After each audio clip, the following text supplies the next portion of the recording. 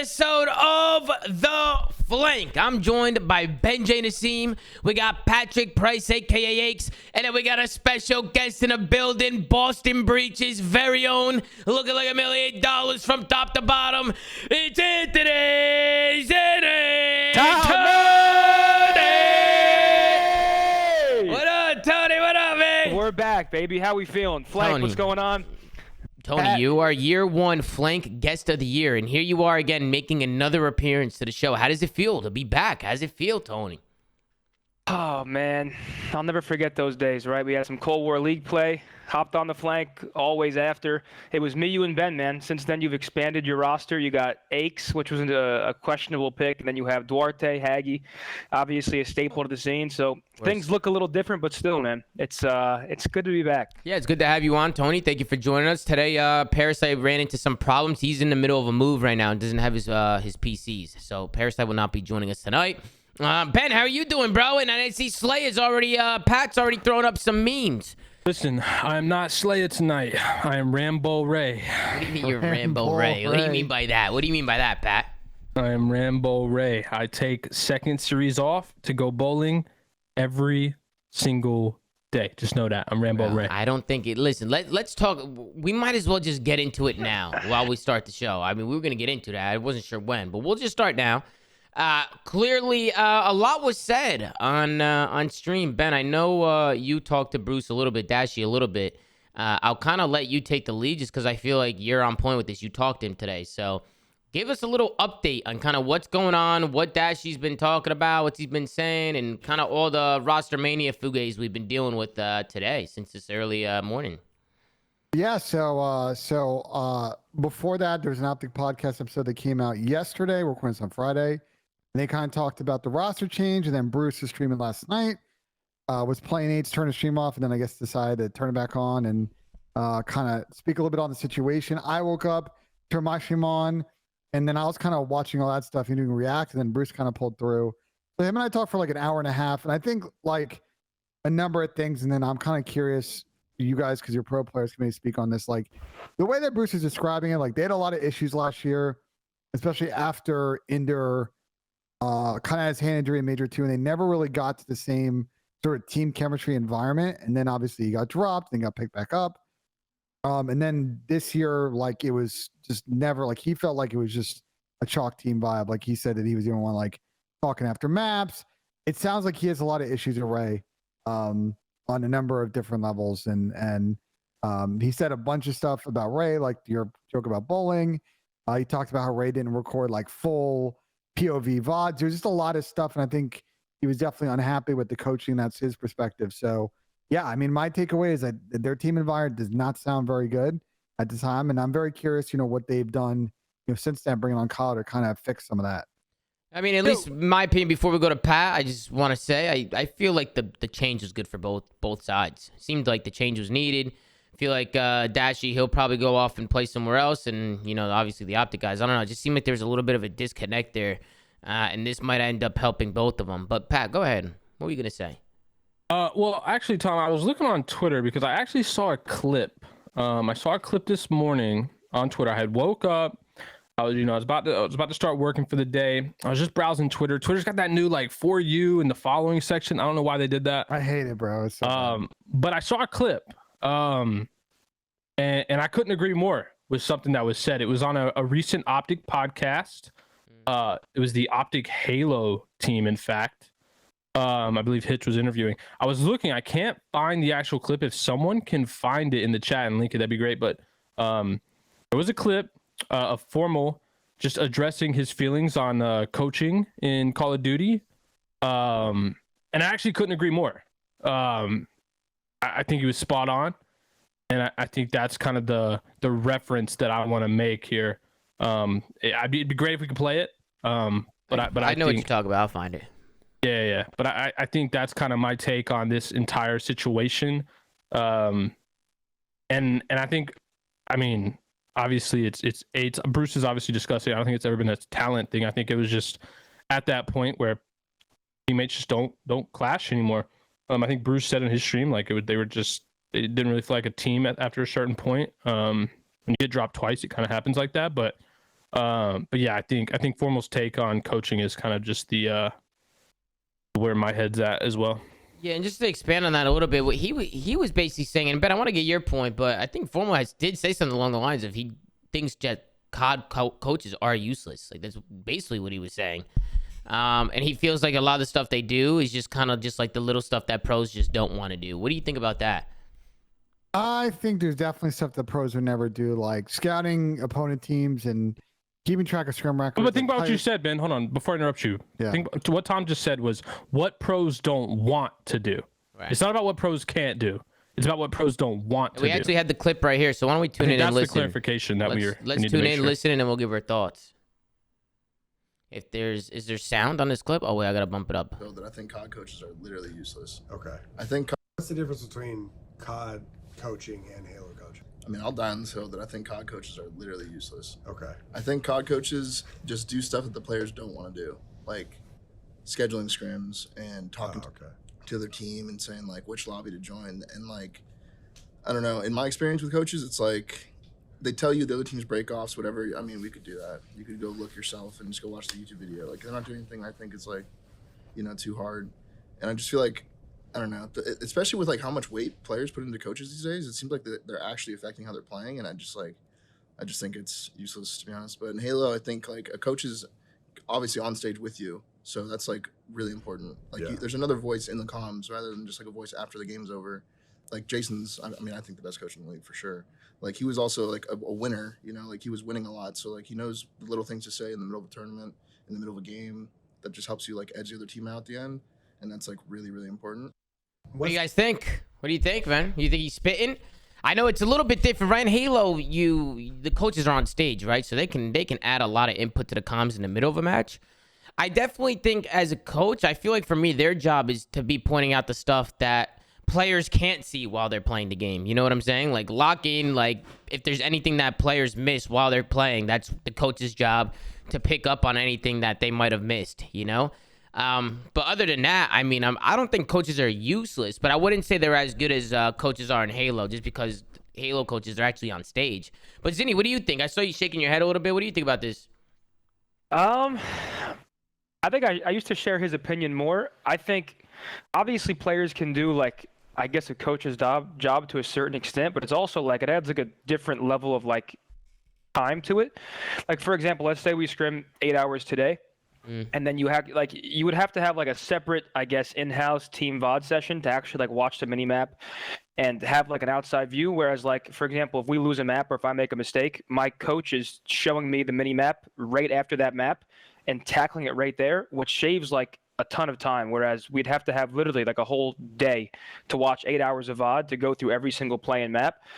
When it comes to like scheduling scrims and all that, I mean, sure, a player can do that, but I mean, the whole reason coaches are a lot more prominent now is trying to make this franchising thing and like the team environment a lot more official. And then also, I also think the coaches, in my opinion, the coach's main job should be like the out of game.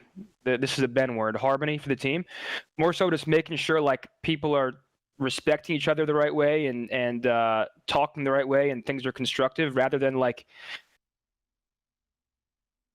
than players just like getting stressed and taking things like it's important that the coaches keep the players as a team, if that makes sense. I'm not sure.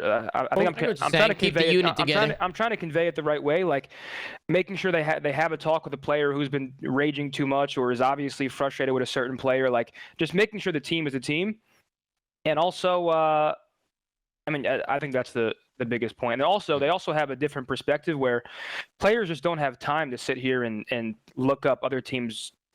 You can look at a team's break off, but I think that's like bare minimum. Whereas coaches are finding tendencies for other teams and like they like to do this consistently rather than this was their break off in 2 matches. They like to break this hill this way. All I feel like is that's just what I used to do when I played as well. Like I think it's just an effort thing. Like a player who wants to win and puts in the effort does everything that you just described. Every single thing. Like I know for a fact I did it when I played. When I cared the absolute most, I know for a fact that I did all that. Without a doubt. As I was also a player. I mean, I remember vividly like when I was on Rise, like us sitting in the room, like Looney was sort of like spearheading the whole thing, like Players can do it, but back then it wasn't like a daily thing. Back then it was like at events. Like at events, you'd sit in the hotel room. I If did you're it playing daily. a certain team, you'd go over it. Maybe you did, but a lot of us did not. It just sounds like a redundancy thing, right? Like it all from what you're describing, coaches are just protecting the chance that players are lazy, or even to an extent allowing players to be lazy. Which I mean, I think if that's what like an organization wants, then that's totally fine. That I mean, if you want like a backup that says, hey, if my players are lazy, I have a coach who can do what they don't want to do. But yeah, I mean,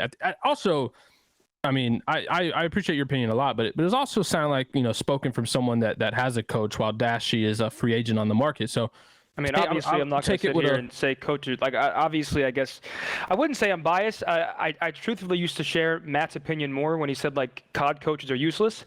Obviously, the biggest argument against coaches is like as soon as you load into the game, there's nothing they can do. Like they're not hands-on. Whereas Halo or CS, like you have coaches who can talk during timeouts, like between rounds, or some coaches can talk in game. That's just not the case for us. So it's like the coaches can only help you prepare to the best of their ability, and then it's on you to perform in game and to know what to do without being told in the moment. So, you know what my favorite kind of coach is? Sure, Mr. X. The only thing he would do is scream. He would just scream. He would repeat everything you said, Pat. That's why it was great. Listen, he was literally a parrot. If I could play and calm at the exact same team at the exact same time, I could roast the other team. Oh, it'd be great. But I couldn't do that. Like it was really hard to do that. So if I'm able to comms these days have transformed like tenfold compared to what they were back then. But I mean, I was always calm to the top of the level. But if I could like make sure that the players were hearing what I was saying about them while also still being able to calm my team the entire time, that'd be great.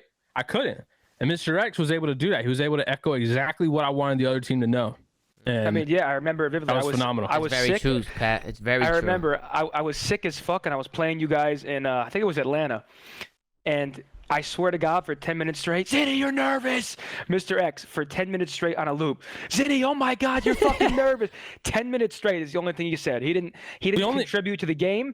He didn't tell you to rotate. There is nothing that guy said besides Zinni, you're nervous. Hilton. It's like what Hilton used to do. I was like 14 years old. I was we actually had a strat. So we never targeted one specific player. We would always try to target the guy who's on the bottom of the leaderboard at the moment. Was me at the time. So if you got the least kills in an S&D, That's not right. you're the one that's being targeted the entire time until someone else takes your spot on the bottom of the leaderboard. Same thing in respawn. That's crazy. You want to the person who's performing the worst. You just want to keep pounding on that fact until they just gave up. That's a W strat. That's a good strat, Pat. I like that. You know what I'm saying? You get them to break. But listen, let's get into some of the matches today. We had 3 matches today. Actually went by pretty quick. But we're going to switch on over and talk about them. The first series of the day, we kick things off with London Royal Ravens going up against Toronto Ultra. We got Mercado Hardpoint, Embassy S&D, Hotel Control, Embassy Hardpoint, and Mercado S&D. We ended up not going to a 4th to 5th map. This one was a 3-0. This one was a pretty quick one. Ben, Pat, or even Zinni, anything in the vetoes that caught you guys off or that you saw that you liked, didn't like? What do you think? I mean, London, we don't know what the good maps and bad maps are. They're a newish team in the sense we don't know anybody's good and bad maps because the game that was played in stage 1 is not the game we're playing in stage 2. So kind of like a fresh restart, different meta, different spawns. Some teams, maybe there's certain maps, but we'll get to that later in this day. I mean, look, guys just suck. Just call it how it is. You think London sucks? You think London sucks? Yeah, and I also got something I want to bring up that really kind of emphasizes my point. Okay. Is ASIM. I mean, this is just how I feel. I don't know about you guys. ASIM what? I got it up on the screen. If you weren't checking the screen, you heard it. Sorry, I wasn't looking up there. Version of this show, it says no help. And look, I agree with you, Pat. I think first off, ASIM did some crazy stuff this series. We'll get to the S&D, and he hit some crazy 180. But this London team, and I think we've been saying it on stream. It's like this. I don't think is going to be remotely close to the roster they finished the season with. I don't know if they're going to qualify for champs. Is obviously a try to get Manny back in the mix, and I don't think Manny played too bad. But this first map, like they trolled 2 back-to-back P2s. You do that on this map is shocked. Like they are not quite there yet as a squad, and even then talent-wise, I don't know where they're going to net out in a very competitive league. So we'll see. If I'll tell you. 12. This team works, 9 through 12, Ben. I mean, Ben, it's you know not what I gonna get miss up to the about you, champs. Ben? I miss about you know what I really miss this, Ben. I want you to be direct. I don't want you About leaving what, bro? things. I don't want you to leave things to question, Ben. If you feel something, if you feel a certain way, I want you to say it. When am I being fucking indecisive, pal? You said I don't know where this is going to leave them. You know exactly where this is going to leave them, Ben. 9 through 12 at the end of the year. Listen, all I'll say is I always thought this was a bonus series because Toronto is definitely a better team than they are. I think they have an opportunity tomorrow, and we'll get to their opponent later on today in this show. But not a great first map from London. I think they played better on the last 2 maps. But overall, I think it's just a big talent gap, big kind of learning gap with these 2 teams. I'm not yet convinced that this is the best sport for London, and I agree with you. A-Team's having a great season, but it's being wasted, I think, with a little bit of where the rest of this team is at. Well, let's go on board with the listening from London and see how they sound. But just to give my 2 thoughts, London couldn't get a kill on this map. They were just getting outclassed, outslayed, and it just seemed like Toronto kept breaking every hill. And I know, Ben, you were talking about that a little bit, but let's Can't get into the troll listening. P2s on this map, bro. You can't troll the P2s. Let's tune in. Chow me, bro. What the fuck? Green door, green door. Back alley, chow guys, standy, hitting back alley, hitting back alley. We're gonna get a picture now. He's really weak, on hold, really weak. I come blue, you guys. Next on hold. Here late. Take our time. I send him in blue, Spawn it. I have on left boat, nice, good job. Yo, one's got it. One's on the pass, holding through. One's holding edge. We need to go house as well. Yeah. One's holding house. One's actually our Go spawn here. house, you spawn there? Yeah. Yeah. Go, wait, One's gonna play for it. One's gonna play for We have to wait, we have to wait for house, guys. Throw attacks over Oh, chow mid, bro. White pickup. He's laid down in P4 door. Wait. Got him pick Lay up. down in P4 door. Coming. Could be in smoke, Lay down in P4. You blocking house? Yeah. He's spawning out. He's inside P4. That's 2. I'm Close in. Good guy P4. No, he's in P4. White pickup, He's P4. 2 back alley in P4. Back alley in P4. Everyone keep fucking talking. No, that's one's in. Back alley, yellow car, on the right. Yellow car, dead. Nice, Nice. mid, You're gonna mid. One mid eyes. Yeah, he's coming out. White pickup, boys. White pickup. And then white pickup. One shot. Keep playing through, guys. Back alley. I'm not going to listen to the rest of this. I have something to say. Huh? I'm we're not listening. What's up, Ben? What did you say? Nah, you should. We don't need to listen to the rest of this, bro. I'm telling you, you can stop it off. All right, we stop it off. I like how Tank is rallying the troops together. I mean, he's the new guy on the street. You know what I'm saying? He's doing his thing. And The only problem, Tom, is that he was telling them not to stop talking, but all they were saying was one shot. True. And they were quiet too. There was just moments of quietness in there. They were just seemed like they weren't really talking about what they were doing. You know, they weren't really no small talk, Pat. No small talking away At all. Go ahead, Ben. What's wrong, Ben? What you saying, guys? I think the one thing that I'll get right to it. To Pat's point, like the player I think of this team at this point with this managing change that probably needs to step up now is Trey, and I didn't hear a lot of Trey in those comms. I think everybody's got to step in the comps from what I heard. I didn't hear Trey that much. I didn't hear Nasty that much. I heard Asim a little bit. I don't know. I just feel like they need more. Not so much about the comms. It's more about the small talk. They need to talk with each other and like work together. Tony, you're a player. You're playing. How important is small talk at this level, especially now? Yeah, no, I mean it's everything. I think the biggest alarm for me with that listening is like this is a brand new team and they should technically be in like their honeymoon period. So it's like there shouldn't be any instance where it's like why are we not talking, right? Like these guys should be like on top of the world, and their new guy. I mean, we all know Matty. He was the one like spearheading and like leading the way, and obviously like a lot of the time one guy can be the most vocal, but it's like. It just sounded like there was too much frustration for the first map of their first series together, if that makes sense. Yeah, no, definitely not the best showing of the first map. Here, rotating over to this last L Wall hill. This is kind of where Ultra was able to finish it out. Take a look at the scoreboard. Scrappy, 28 and 24, 25 and 18 from Standy. Everybody positive except for Kleenex, who I heard has been a nuisance in scrims. I heard Kleenex has been moving, bro. A lot of people have been talking very highly about him. I called that. That's not world champs right there. That's your guy right there, bro. That's your guy. He was bound to turn up. Also, it was 173 to 72 after P6. I don't know why I have to say P6, but it was after P6. Well, I mean, once again, I'll repeat it. It's like London had good side off the break and they got insta flipped out. You do that, it's gonna be really hard to win that map. So. And then we get into the Embassy Search and Destroy. A little bit of interesting first round. Asim, he comes out and just absolutely pisses on him, but he shoots the bodies, man. I mean, guys, what do we say about shooting bodies, man? What do we say?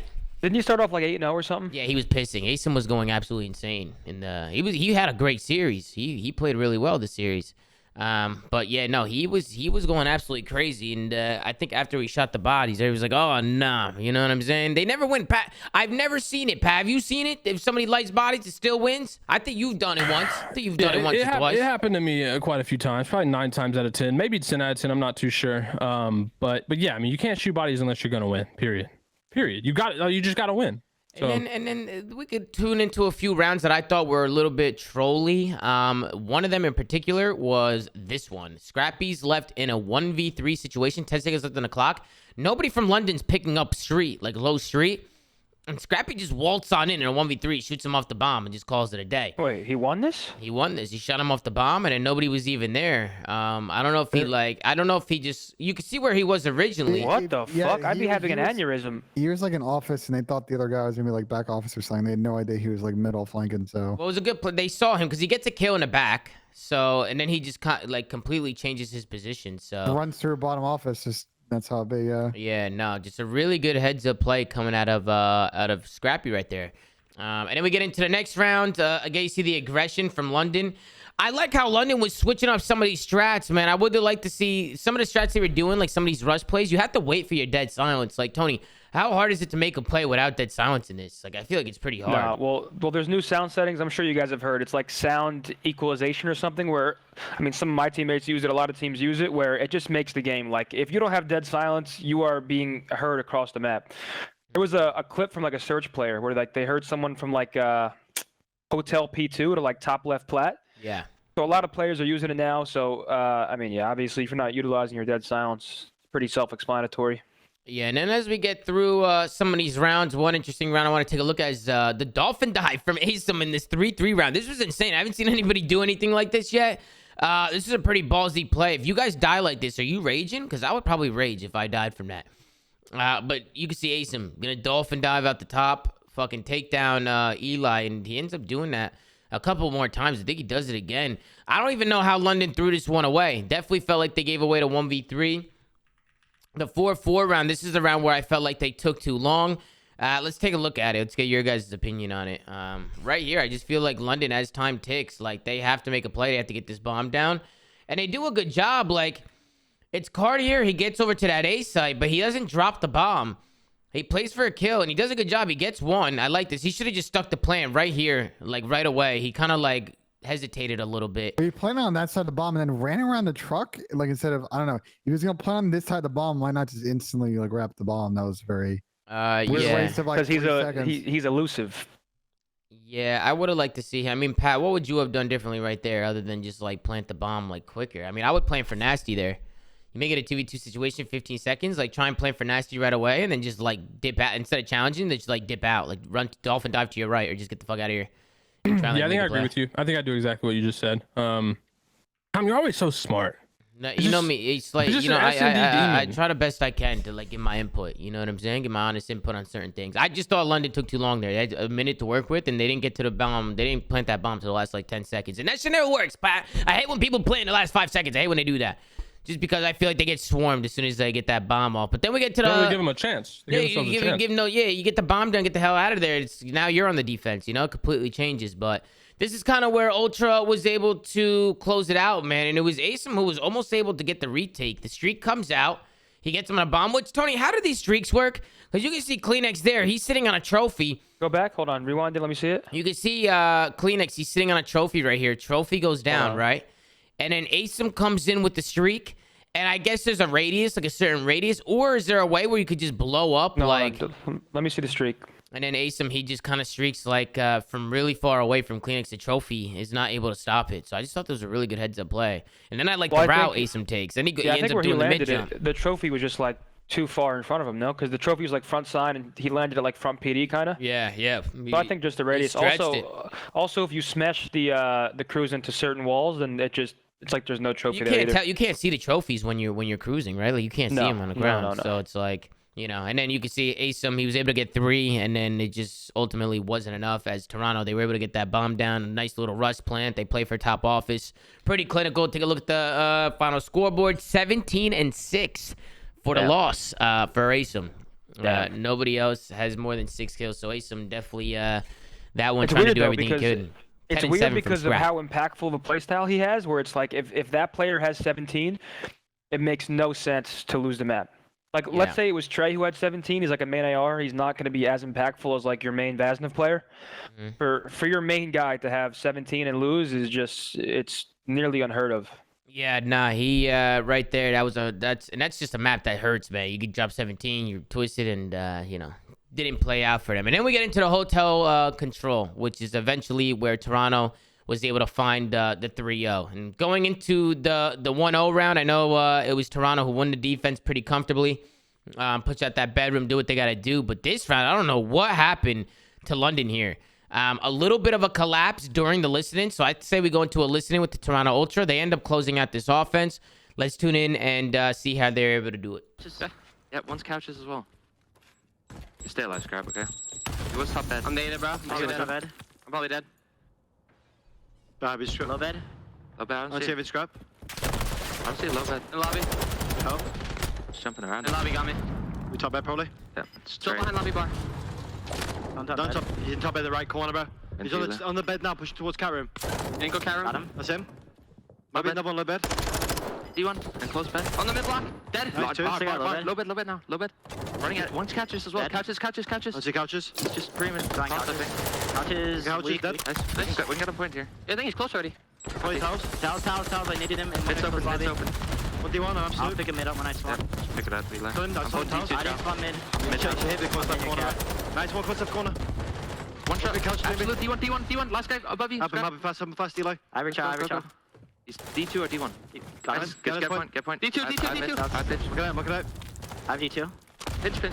User disconnected from your channel. I thought that was a great listening from Toronto Ultra. I like that they kept track of players. They knew where everybody was. They kept track of all of them. And once they were looking for one or two, they knew exactly where to look. I think that's really important when you get to this level, is like making sure you're counting players and knowing where they are on the map. It was a good listening from Toronto Ultra. What did you guys think?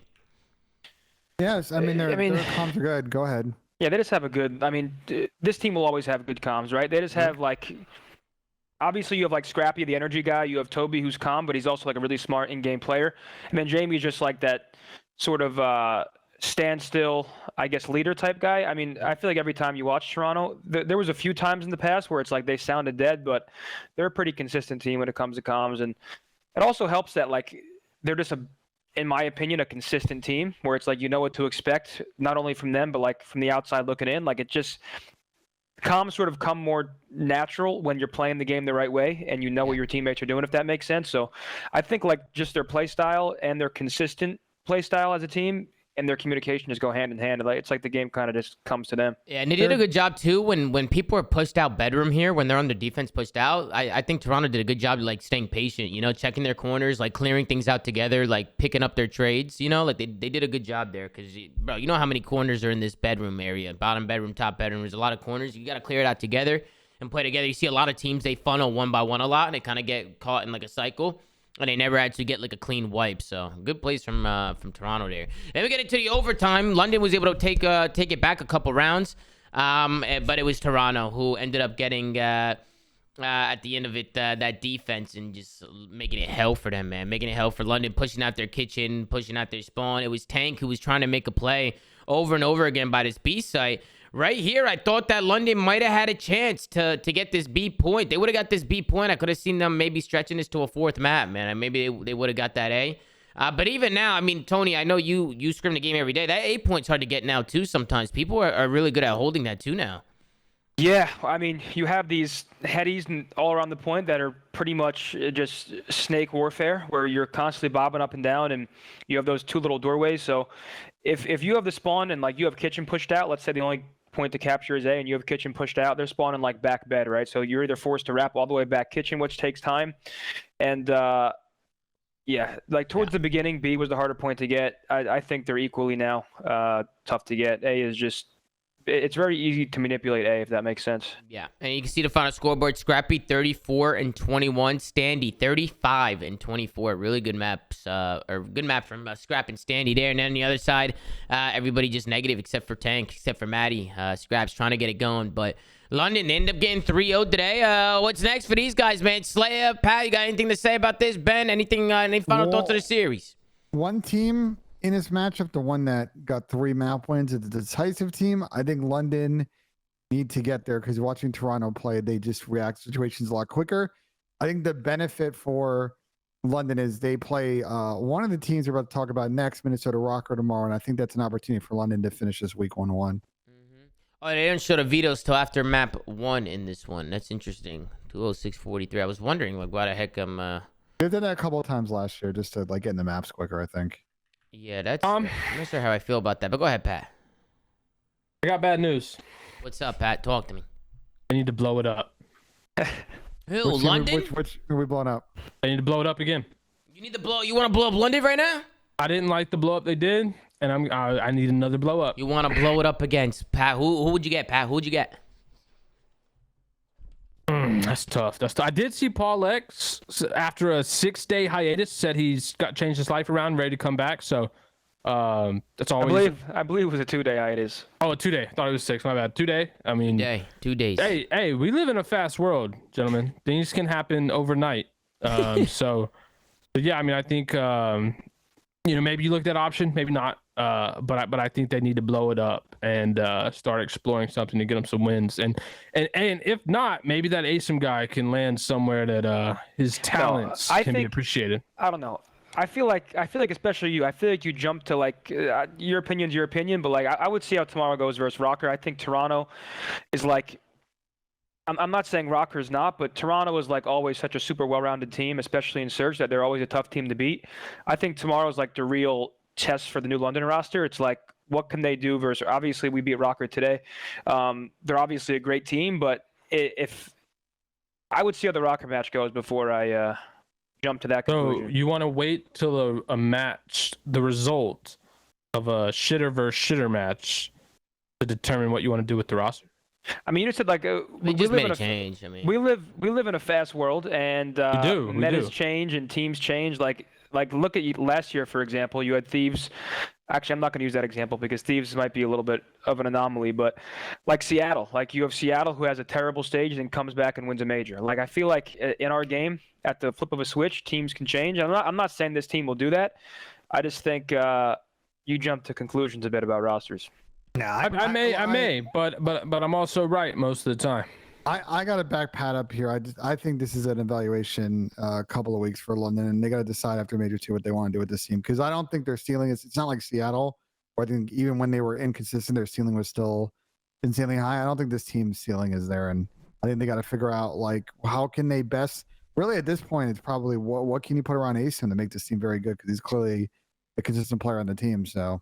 Actually, also take my opinion with a grain of salt, because I also just like, from a player perspective. Your perspective is fair, but go ahead. From a player perspective, I'm a little biased because I hate when like players are getting hounded to get drops and stuff and replaced. So I understand your opinion. I just think on the flip side, it's like one of my biggest gripes with like this model and this format is that teams are so quick to change because there's like no time given for them to actually improve. It's like, you're not good right now, we have to blow it up. I mean, we got champs in 6 months. No, I get it. I get it.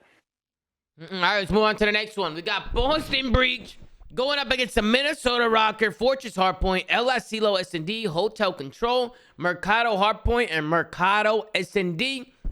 How do you guys feel about the vetoes? Anything at all? Tony, we already see the scoreboard right now because they didn't show vetoes after map 1, but you guys came out and slapped them in the first map.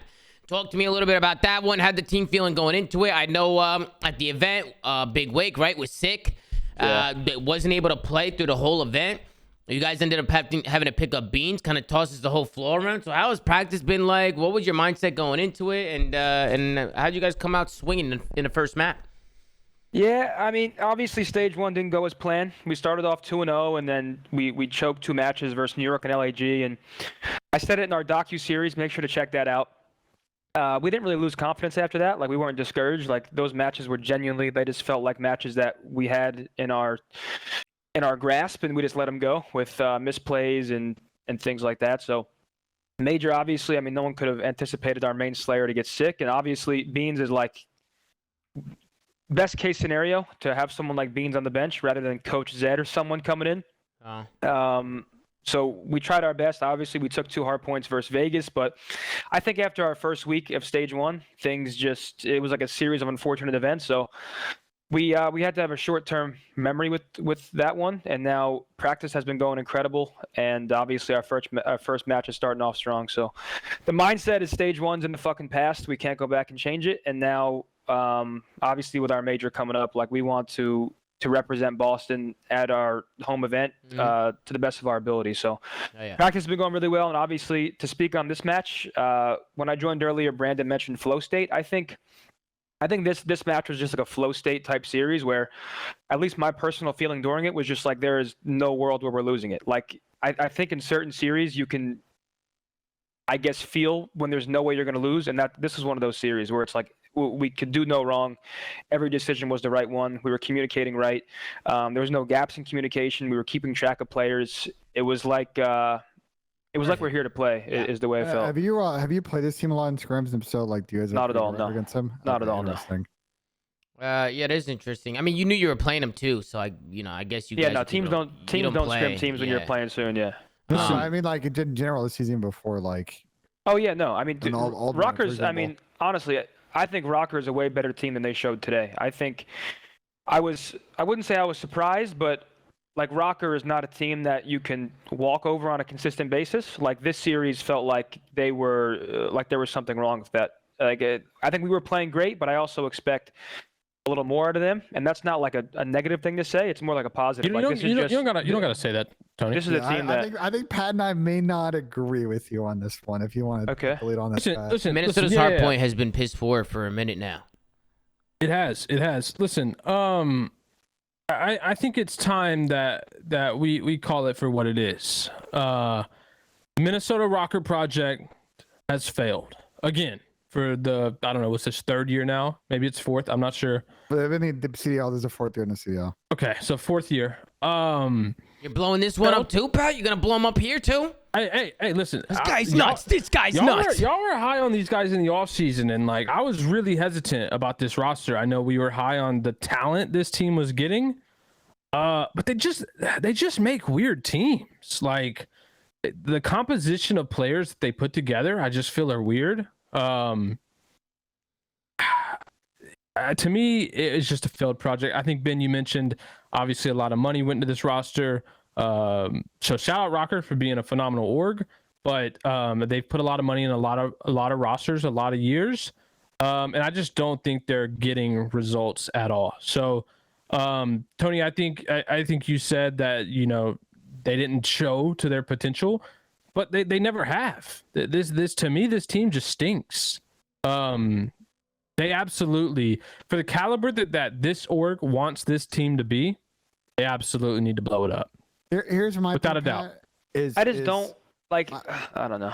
Sorry, go ahead. I'm not sure. Listen, so I'm not sure if I blow it up stage, but this is like alarms are going off. Like I can't take. But like there are so many instances where Pat has said blow it up. Like Seattle. Like Seattle is a fucking top 2, top 3 team consistently. Hold on. I'm pretty sure. Hold on. I'm gonna let you finish completely. I'm gonna let you finish completely. Okay, I gotta know one. No. Did you not say about New York that they should blow it up too? Then they won the event.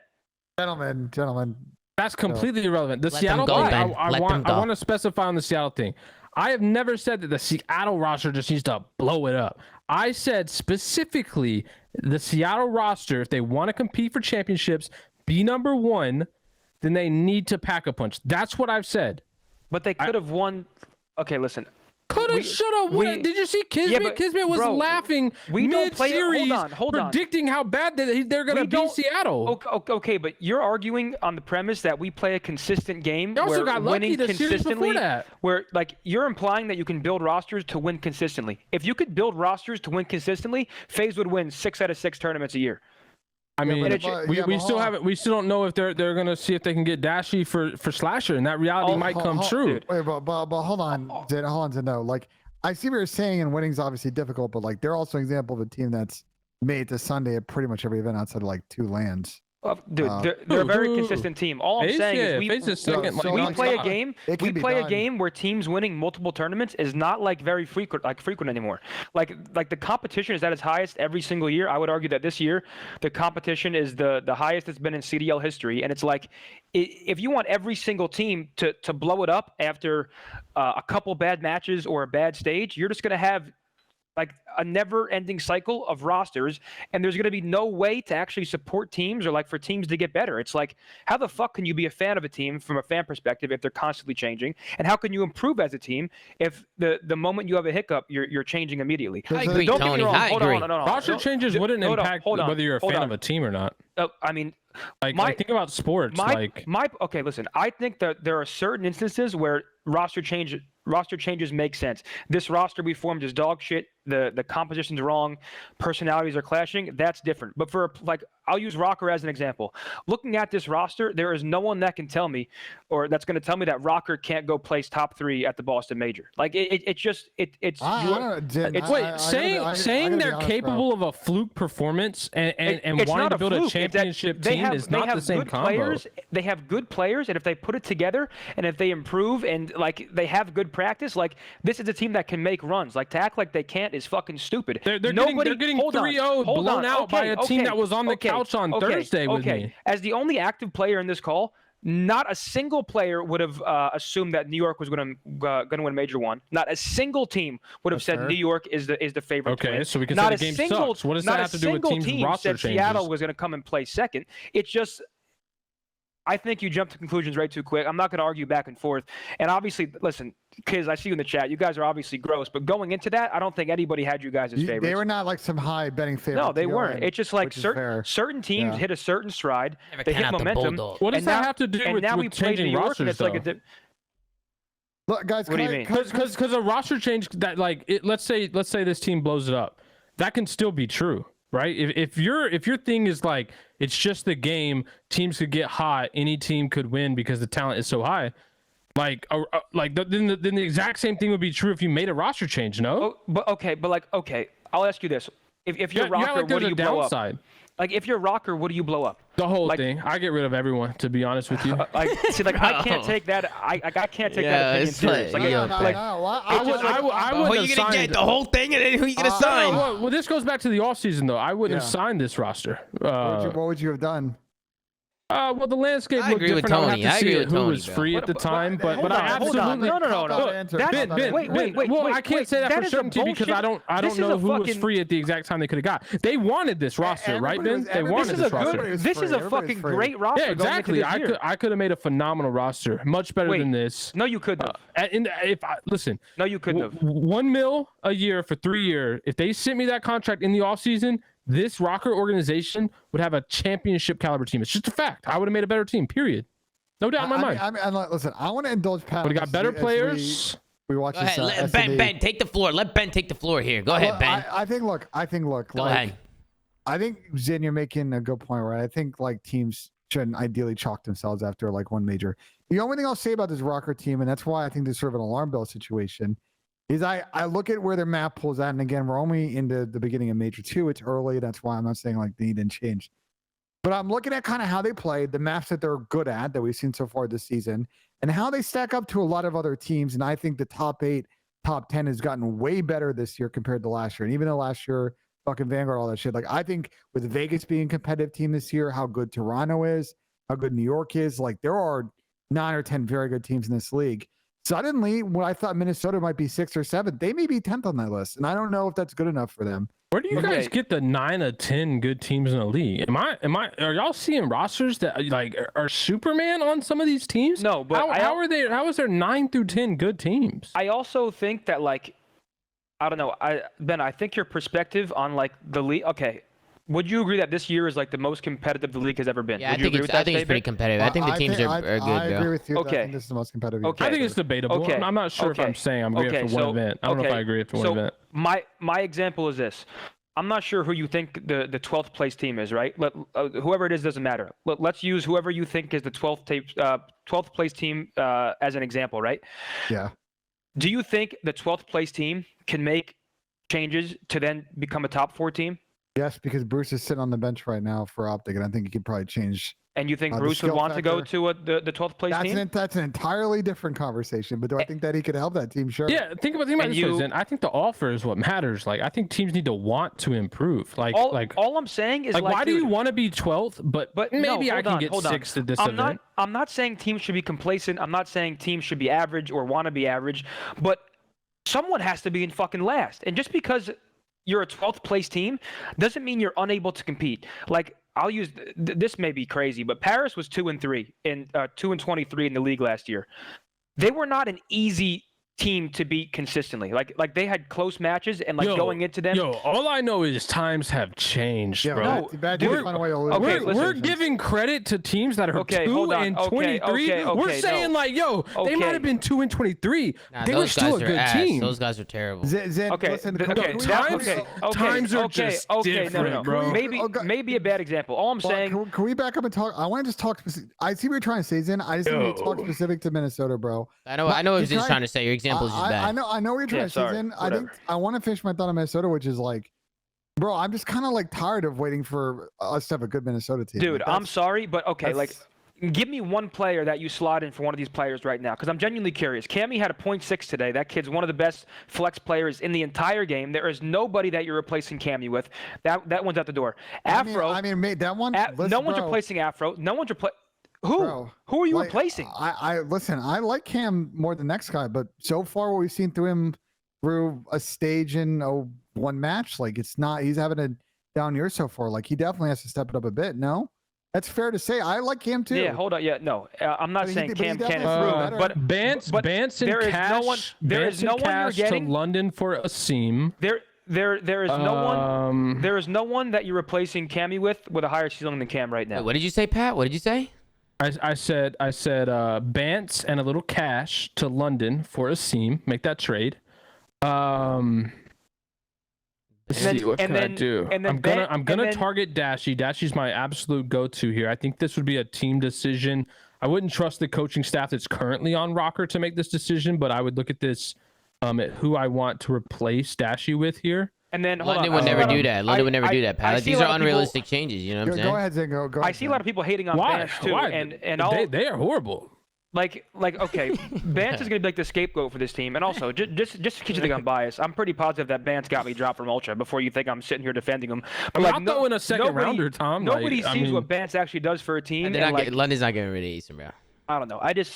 Everybody is so quick to fucking blow it up, replace this player, and then I agree. It's not very black and white. It's very situational. You know what's crazy though? LAG just got rid of Asim. They threw that guy to the dumps. That was not a particularly smart move on their part. Yo, there are just some horrible, there's some management horrible roster control that goes down in the CDL. Listen, it might be like don't get me wrong. I'm currently pissed at Rob Pelinka for not trading the 27-29 pick, but like some of these CDL teams take the cake in bad roster management, bro. They take the cake. Listen, bro, this was a good roster formed in the offseason. Like yeah, I agree. I don't mind this roster. About this roster. Like there is nobody. This is a good roster on paper, bro. You gotta be able to look. You gotta read between the lines, man. There is nobody besides maybe you in the entire world who looked at this roster and said, "Wow, Rokkr fucked up."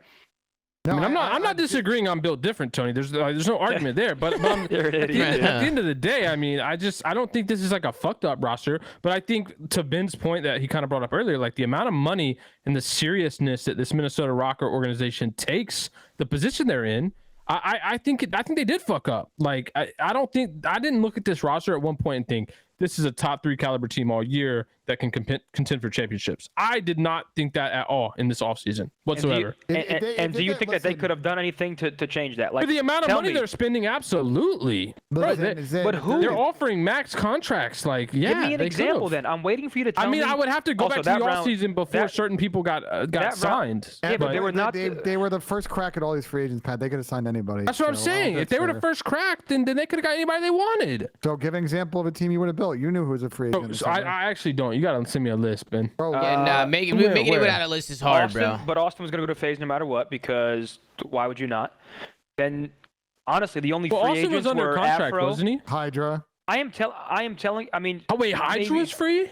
The only player that I yeah, think because he re-signed that crazy Paco was deal. a free agent, bro. But you weren't getting him. And the only player I think that Bro, you can make an argument for is and Awakening. Rokkr is spending money. Yeah. I could have looked at Awakening. Yeah, the only player that I think that you can make an argument for is Wake. I just don't. Speaking of Wake, just talk about the map a little bit, but this second map here, this was the game changer right here. This 1v2 that he had. This 1v2 with Afro. This changed the whole flow. You guys went on the next. You guys went to win the next 3 rounds after this. This was a big round here. It's a big 1v2. Tony, what was going through your mind when Big Wake clutched this 2-piece? This was 1v2. I said, what the fuck is Afro doing? Yeah, I was very confused as what he was doing there. One, Did he know that? Did he think the door was closed or something? That's my only assumption. He must have thought the door was closed. This makes 0 sense unless he thought that. Yeah, that was weird. But carry on about your team changes. Listen. I don't want to listen. I want to end the conversation because I feel like we're going in circles. Pat thinks he could have built a roster that could be top 3 with these Rokkr players. I disagree with him. I think they built a good team. I think everybody has a hard on for roster changes. Then why are you out there 3-0 them, Tony? I mean, because I think we're a really good team, but that's despite the point. Like, what? No, because we beat them, they're not a good team? You think that this is a solid team and that they made a great offseason? I imagine that if we looked at a side-by-side salary comparison, this Minnesota Rokkr team might be 2x your team. Like, in terms of money spent and seriousness taken, why are you out there just, like, wiping the floor with them? I think, hold on, real quick. To speak on money spent, when you have multiple organizations interested in the same mix of players, you kind of have to pay a certain threshold, otherwise you're going to lose them. So everybody, but the same teams that were willing to spend that much money were going for the same fucking roster. It's just this the team that got them.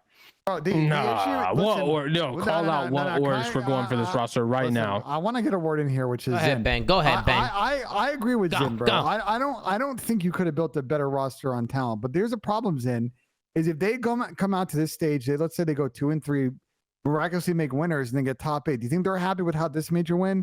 And then if you think they look top 8 back to back a major 1, major 2, they don't think maybe a roster change might be on the cards because they're not really keeping up with the rest of the teams in the league? I don't think it's out of the realm of possibility. And I get it, Zin. Look, I'm not saying it's out of the realm of possibility. I just think it's a little fucking early to jump the gun on a roster like this and be like, we need to blow it up right now and make a change. Like, that is insane. Here's the problem, Zin, is the way. This got quick scoped to bed, by the way. Jesus Christ. No, that was nuts. But the way that the point structure works in the CDL, Zin, is like you got to stay on pace with teams. And unfortunately for Minnesota last year, they were looking solid up until the last 2 majors, and they did not keep up with everybody. And a team that I thought was likely going to make it to champs last year was sitting at home watching on TV because they couldn't actually show up and plug the controllers. Listen, I'm not saying this is a roster you have to keep no matter what for 4 stages. But like to say right now after this match you need to make a change or blow it up, in my opinion, is insane. After Major 2, I would have done it after Major 1. To be honest, I don't know how they're still playing these league matches. I find that insane. Early. I think. After Major 2, if things aren't working, like I think after Major 2, you're going to see teams make changes, teams that are underperforming or are struggling for points. Here's my issue. Why wait? Like, why? Like, bro, listen, this team is going to They invested a lot of money, Pat. They invested a lot of Boston? money into this roster, bro. They're not just going to blow it up so start fast. getting some back. It's a failed project. You got to know when to, like, cut your losses. Bro, they've invested. Listen, maybe we're putting too much pressure on Minnesota, but, like, I want to see they don't need to change yet, bro. I want to see the Rokkr be a good team in the CDL, and we haven't seen them be, like, anywhere close to a force, if you want to call that, since like the first year MW, and maybe the back end of Cold War when they won Major 5 and they were. Here he is. Look at me go. By the way, pretty team going into champs. I lost composure when he hit that. You couldn't do that next Defiant though. Listen, outside of that window, they've always been like a top 6, top 8 team. They beat some teams, they lose to others, but they're never really like a major contender going into an event. And yeah, they had a couple of online stages where they went like 4-5-0, but then they pulled up to LAN and they were a non-factor. Like, I want to see this Minnesota team succeed. And once again, it's another season where it looks like we're gonna get the same results. So I'm sure they're just as frustrated as we are with. I don't know. I agree with Tony here, man. Give it till after Major 2. I think once it's 2 majors in a row, then it's like then you're really starting to talk. Correct. You know? All I'm saying is it's too soon. I'm not saying you don't want to write people off too soon, bro, because not everybody can win. So people are gonna lose, you know, and that doesn't mean a team can't come back. If Thieves had this same mindset of making a change when things aren't going well, they wouldn't have went back to That's back and won a cap. world These were championship. completely different. They had Why? They Kenny were 0-5. running an AR, which is just we have been begging for that I don't change to care happen about for the reason. years. All I'm saying is And based also, on their performance wait, and hold their on. record. You didn't let me like, finish. Thieves was one of, if not the very best team in the very first stage of Vanguard. Like they came out hot in stage 1. People act like that didn't happen. They came out hot. They were frying. They were the best hardpoint team. Like they were my major 1 fucking winners. That's who I predicted. Didn't you say to blow it up for them? And then they sucked. And they did. I was begging. I was begging for Ken to make an AR or stop running an AR. And they got a coaching change, which I think was great as well. Listen, we can stop beating the dead horse. All I'm saying is too soon. If you go back to Breaking Point, I picked these. The people in the chat that's calling that cap. Go back to Breaking Point if you're in here. If anyone on Breaking Point is in this chat, go back. I picked Thieves to win Major 1 in Vanguard or whatever the first event was back then. I just clarifying. So people that were Let's get back into the series a little bit. Tony, I want to ask you a little bit about this one. You guys were able to squeeze this offense here to kick this one off. You guys end up 3-0ing them in the control too. Tony, I'm going to be honest. This was a really comfortable series from you guys. Like, it didn't seem like you were tested that much here. Hold on, Yeah, no, Tom, like I'm I sorry. said, I apologize. it Tony, just felt like can a I go flow really state quick? series. Yeah, go ahead. I just got triggered by the chat. Okay. Go ahead, Yeah, Pat. so chat just was like, oh, so now coaches are not usually. Be careful what you say to her. Let's clarify what I said. So, and Reese Vivid was chirping. There was some other chirpers. I saw some avid viewers were also chirping. Listen, I said that the coaching change was good, right? Regardless of whether coaches are useless or not. When you got one coach just spewing the BS, allowing Kenny to run an AR for years, if you get a coach in there that's just like, yo, other coach, you're useless, but you were faded, it's still a good change. Coaches can still be useless. That's not the disagreement here. But as long as you're not like, like things are being said that actually make sense, then it's still a positive change. And listen, a new coach and a role change, that's a blow it up. I don't know. I think, say what you want to say. I think as an avid flank viewer and flank lover, I would just like to see you actually bring solutions or like role changes or player swaps or some, because the only thing you say every time is blow it up, and then when someone asks you who you would get or what you do, you're just like, I don't know. Tony, there's no argument for me on that point. I fully understand what you're saying. What the fuck? That's the first time in my life I've known you for over agree with 10 you. years. This is the first. But Tony, I swear to God. Hold on, Tony. real quick. No. Stop talking, because I swear to God. Hurry up. Everyone needs to clip this. This is the first time. Well, you gotta let me finish before you clip it. So make sure you do a 45-second clip. Yeah, I have known Pat for 12 years of my life. Him saying you're right, I don't have an excuse for that one. No. I do have an excuse. You gotta wait. It is the first time in my 12 years of knowing Pat that I heard something like that in my entire life. Tony, are you gonna let me finish? Okay, yeah, go ahead. All right. So like I said, I fully agree, without a doubt, with the point you're making. Absolutely. If I say something like that, I need to back it up. The issue with that, Tony, and this is where I was getting before you interrupted. The issue with that, and Tony, I've told you this a lot. I told you in Punta Cana years ago. I've said it on the flank many times. If you are good at something, you don't never do it for free. So listen, Tony, I am obviously going to make these statements. And yes, in my head, I know exactly what the solution is. You're so but the problem is, if you are good at something, never sell yourself short and never give that away for free. But Pat, you're getting paid to do this show. So shouldn't you give opinions? Yes, I do give opinions for the flank. But in terms of improving multi-million-dollar businesses in the CDL for free, absolutely not. $3 million over 3 years, they can get whatever they need. Let's watch Tom. Go back to your point. I'm sorry I interrupted you. Nah, you're good. Tony right now is just going absolutely. Matter of fact, Tony, let's go on board with your listening, Tony. Let's go on board with your listening. We're gonna watch this back, but Boston Breach absolutely turn up and take care of Minnesota Rokkr here on this final offense. Let's tune into the listening and see how they sound. Try and stay bed. That's a steal, by the way. I got your red. When do you guys want to get on this? I'm about to go shop. Stealth spot right now. I'm watching red. Oh, he's already in shop. Already in shop, cam. Couch is dead. Stealth spot dead. Cam me shop. You're only for Bance. It's the first guy killed. Couch is one shot. Wake is great. Let's go day. I mean, B on. Dub. Dead. Let's go. No more double me. Play your left. Spot dead. I'm 1 second. I'm 3 seconds. I'm staying down. I need spot.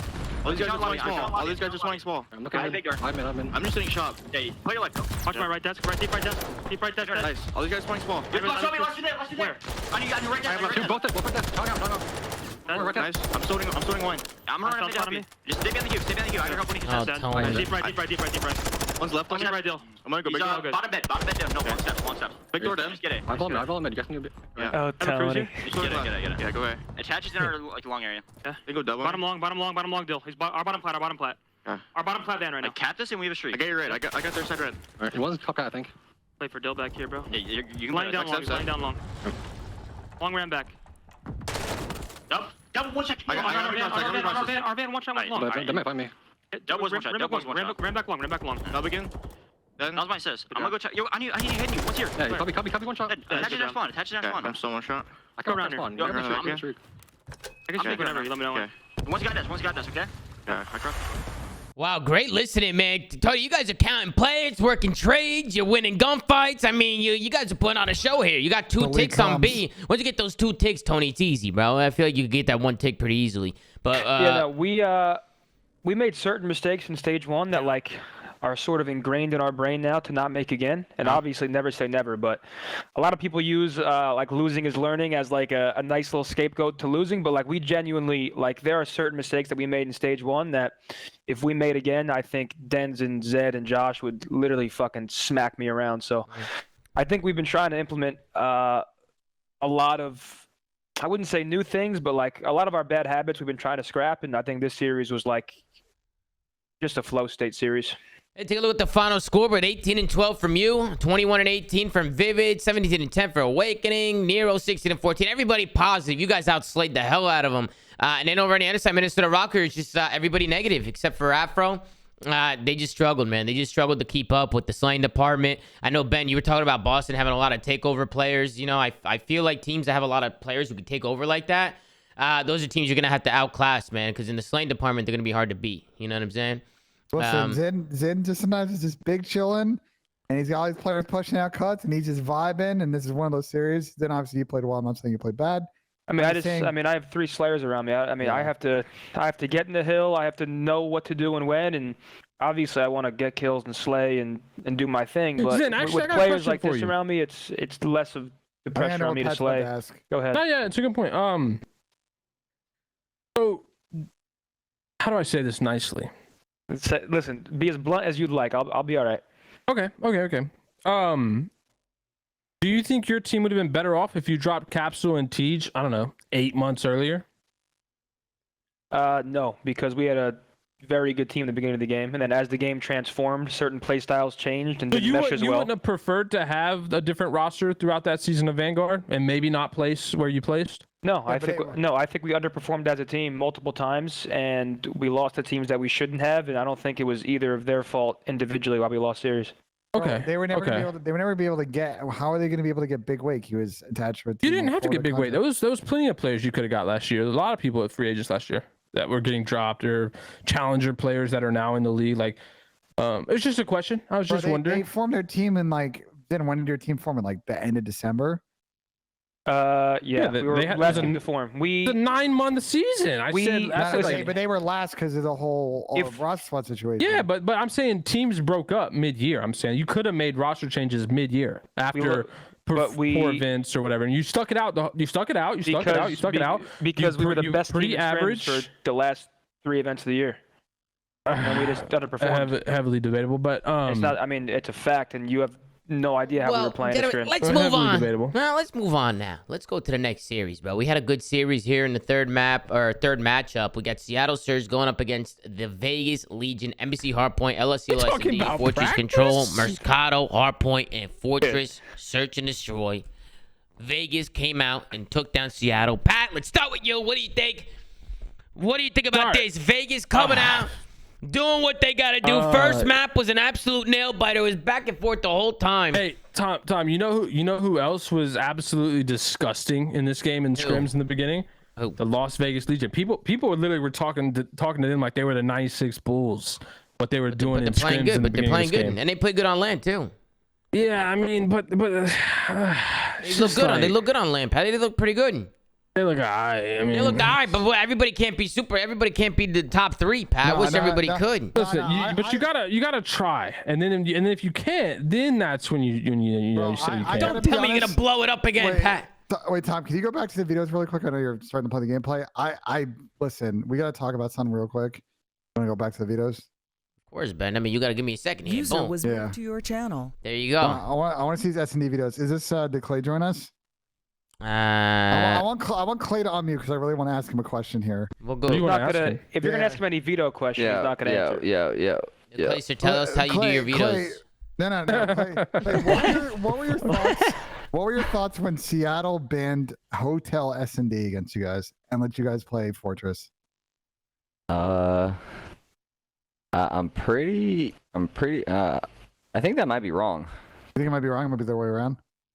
I don't know if it's the other way around, but there's no way that.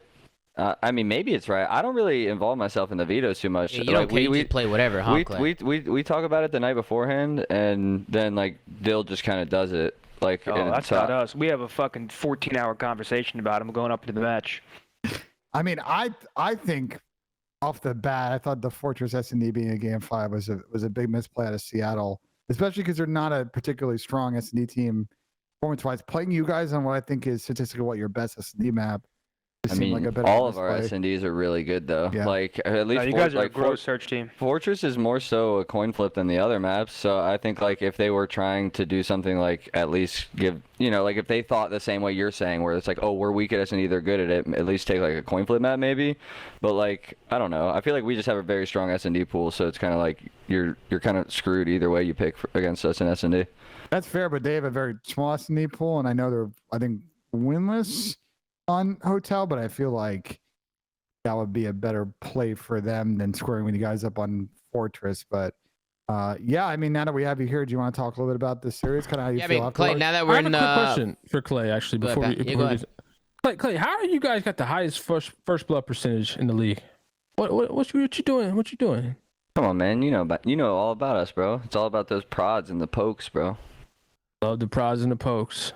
I like that. Series was fun, man. I mean, it kind of sucks for us online we're the only team not in a facility. Everyone's seen all the stuff I've been tweeting What's about. What's going on with that? Are you getting one of those? Have there been any talks? Like, what about the organization? Has there been any talks about getting you guys hooked up somewhere or no? Yeah, it's really hard in the landscape. TJ's bank account, man. I can't take this conversation serious. Who? I'm sorry. What did you say? Who? You want Tej to pay for the facility? Not a facility, but a 2-bedroom apartment in fucking Texas. I mean, you guys could split it 4 ways if you had to. If you guys whatever.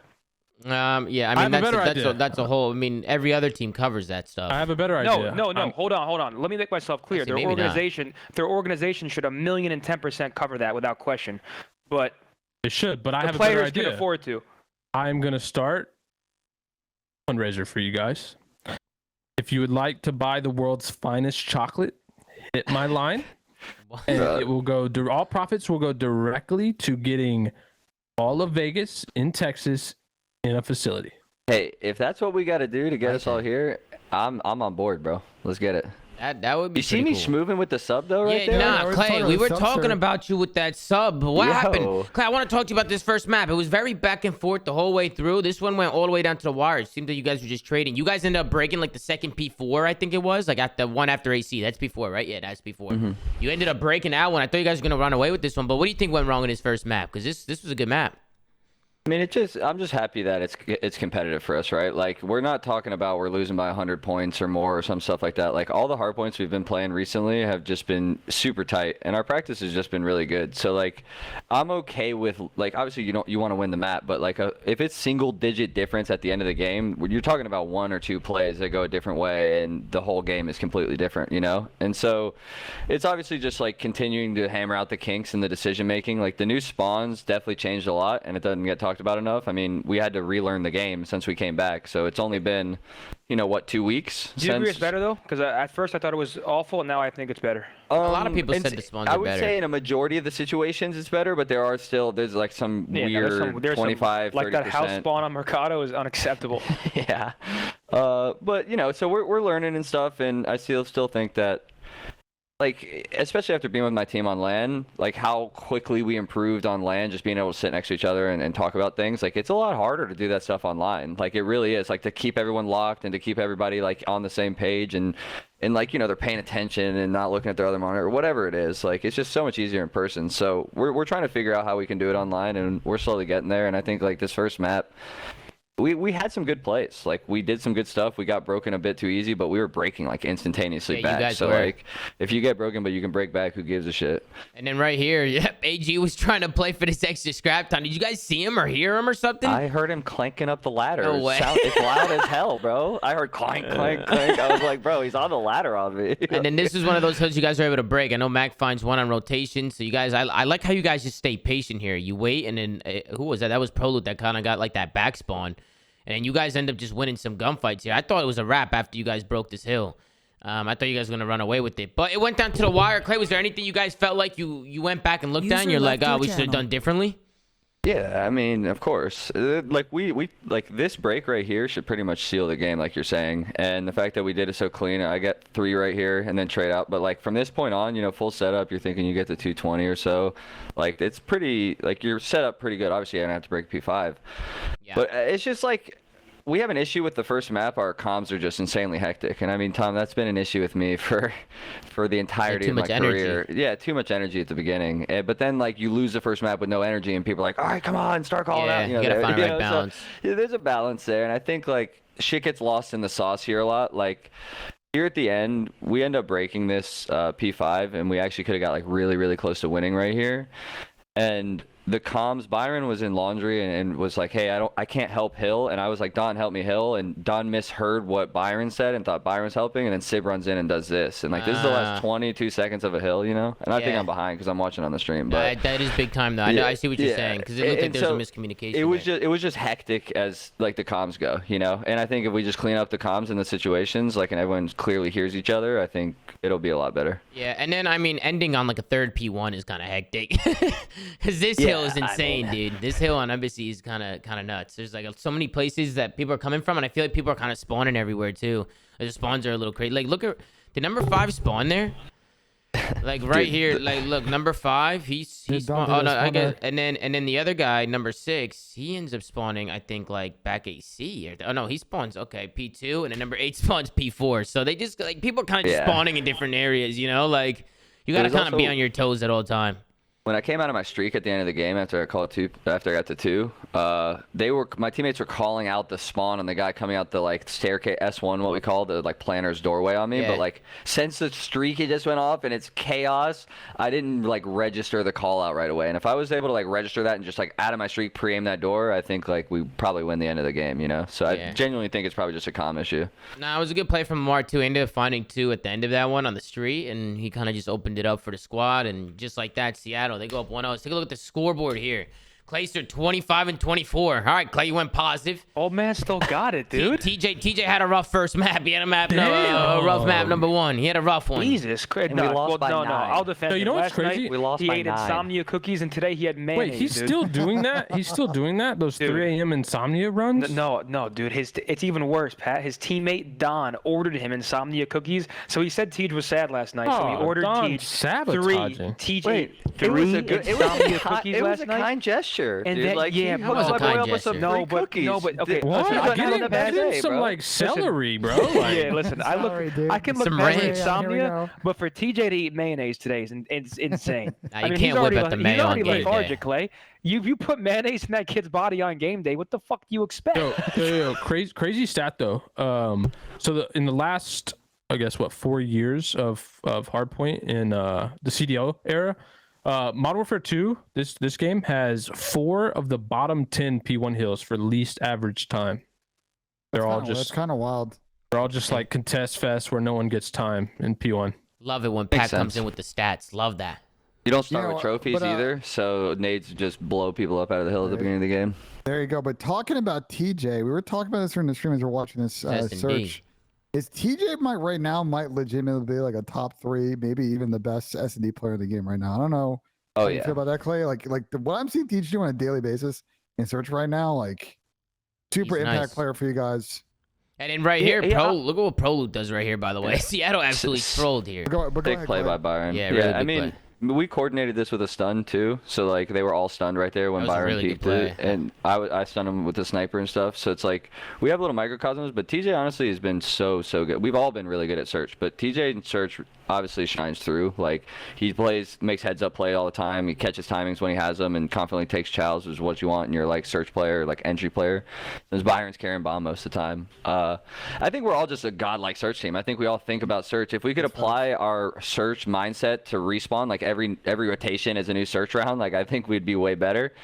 We come with a plan, you know, and we talk to each other. We're communicating like crazy, and sometimes shit gets a little hectic even in the search rounds, you know. You guys are a gross search team. I'll give you like even playing like we had a sub when we played you guys, but like when we did play you at the major, it felt like we had no chance. Like you guys just seemed like you were so on the same page that no matter what we did or what we called, like you guys had a counter for it. Jesus. Listen, Tony, I'm all for giving gas, but No, you no, felt like I you had appreciate no chance. We work on it a lot. I mean, it's a confidence error, bro. It's times are just different. You guys You're an idiot, dude. I'm just saying they're a good. Bro, I'm never telling another team that I felt like I had no chance against them. Not once. Even if I got cheat-sold fucking 250 to 0, they got slammed that in hard thought is never running through my mind. If I'm a competitor, that I have no chance against another team. He just meant the S&D. He felt like he was outclassed. You're just a different breed, bro. You know, Pat, you're just different. Clay, have you ever felt that?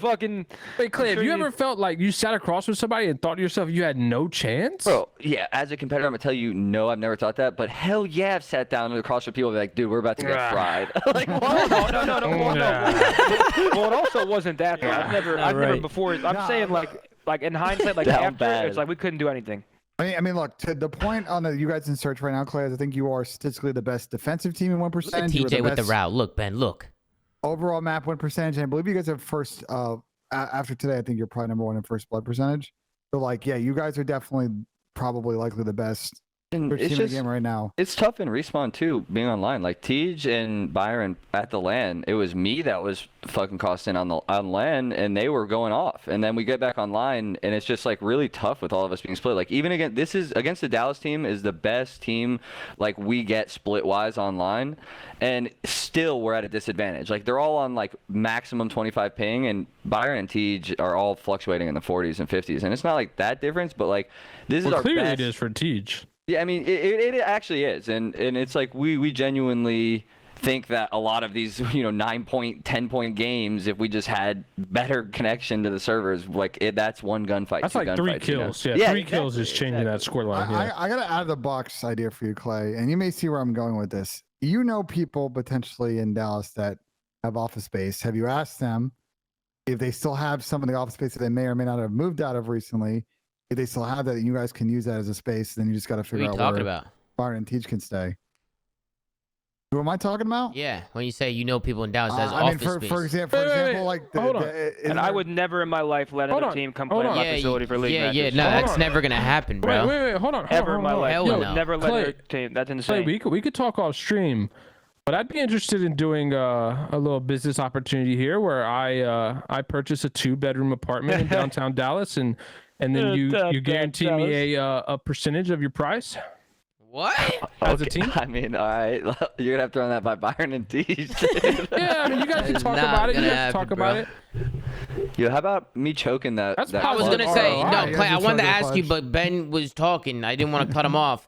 But what happened, Clay? You had that, bro. You had this. All right, you want to hear? It was a really good play, Clay. It was a good play. Yeah, it did. We win 2v4s all the time, and we actually made really good plays. And Tej getting one and giving me the opportunity as I get another simultaneously.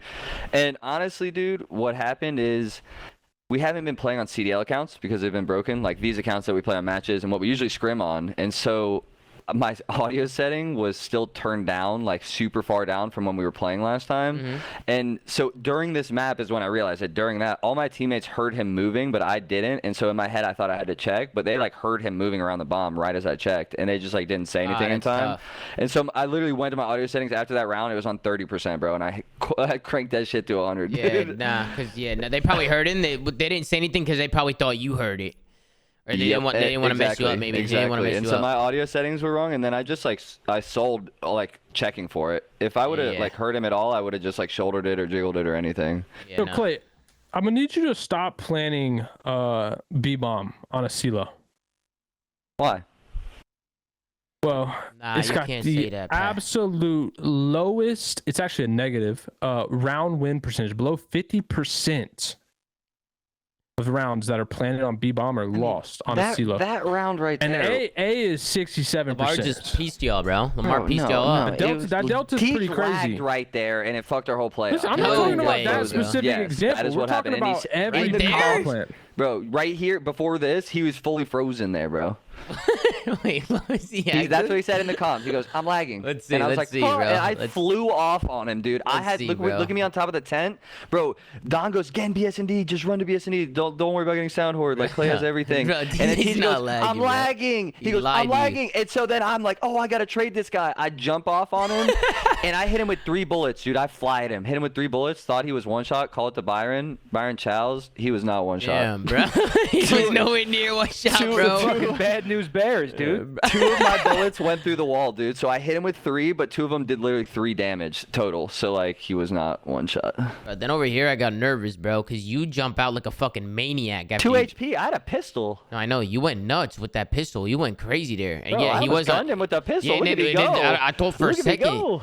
he didn't come in for the trade right away. I thought he was gonna get out, and it just No like red that. dot cheese, bro. Yeah, bro, I see people get absolutely world star with no red dots. You can't instant red react. dots is It's crazy, like man. red dots, you can instantly react to people. With No red comms, you dots have to the you have to sick. register people's comms fast. You know what I'm saying? So Yeah, I it's was like like, it's way right next to you. different. He's going inside the secret door. And Yeah, and he's it's like that 4 seconds went by already. You're like, if there was a red dot, you would have seen it, you know? Dude. I know it's kind of became normal now, and we don't really talk about it. But let me just say once more, no red dots is insane. I think that's unacceptable. I mean, Tony. no That red has dots became is normal. They need to put red dots in. No red dots is unacceptable. The Dude. fact that that's the norm is Can a we skip the problem. control, man? I was gonna say Holy y'all got pooped under the shit, control, dude. bro. Y'all Dude, got But I real can't control. tell you, Tony, if you hop We've on X been Defiant, so they'll be good there. at control the last 2 weeks in scrims, dude. We haven't lost a defense on Fortress since we came back from the holiday break, and we lost 2 of them here, bro. Like, I don't even know what we were doing here.